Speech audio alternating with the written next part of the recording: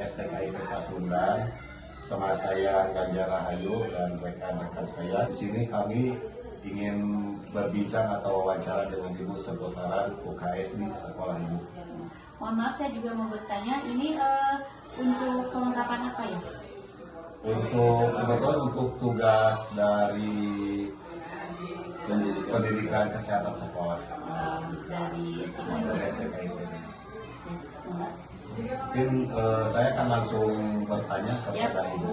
Di sini saya akan bertanya, apa tujuan utama pendidikan kesehatan di sekolah Karalengan ini?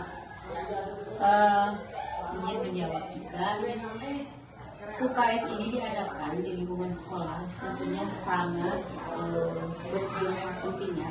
Soalnya selain dari pada kita sebagai tenaga pendidik memberikan pembelajaran kepada siswa, di sini juga tentunya kesehatan siswa juga harus kita tumbuh kembang anak juga harus dibantu.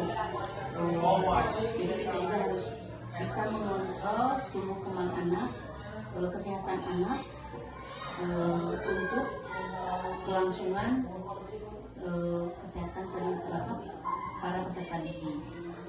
Sebenarnya UKS sangat berperan penting di sini karena kita sebagai tenaga pendidik bekerja sama dengan tim dari puskesmas, terutama di puskesmas Pangalengan ini bekerja sama dari mulai pemeriksaan gigi, pengukuran tinggi badan dan sebagainya. Itu sebagai jadi kita tahu bagaimana pertumbuhan anak ini terutama di kesehatan.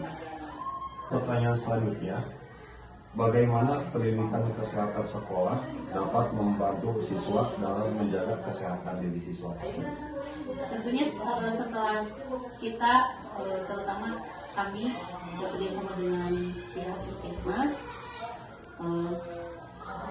ada beberapa program yang di dalam kerjasama itu, diantaranya pemeriksaan gigi, kemudian kesehatan kesehatan telinga, intinya kesehatan gigi dan mulut, kemudian imunisasi. Jadi anak itu terpantau, ya terpantau. Jadi tadi saya sudah dijelaskan juga fungsinya untuk kita bisa melihat tumbuh kembang anak.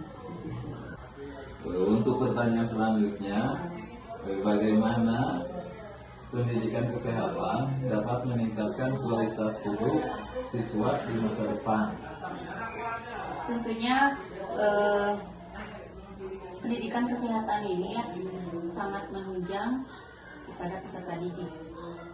Jadi dengan anak tumbuh sehat, anak bisa berpikir dan bisa mengikuti pembelajaran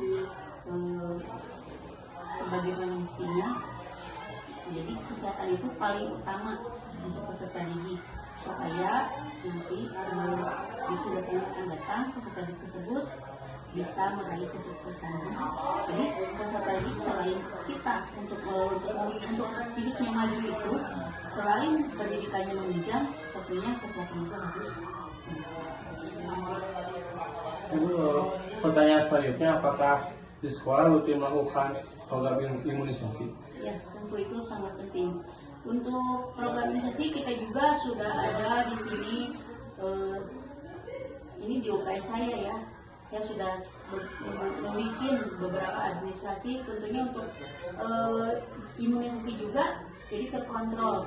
Kalau untuk kelas 1, kelas 3 ada macam imunisasi apa yang harus diberikan, itu rutin ya satu tahun sekali.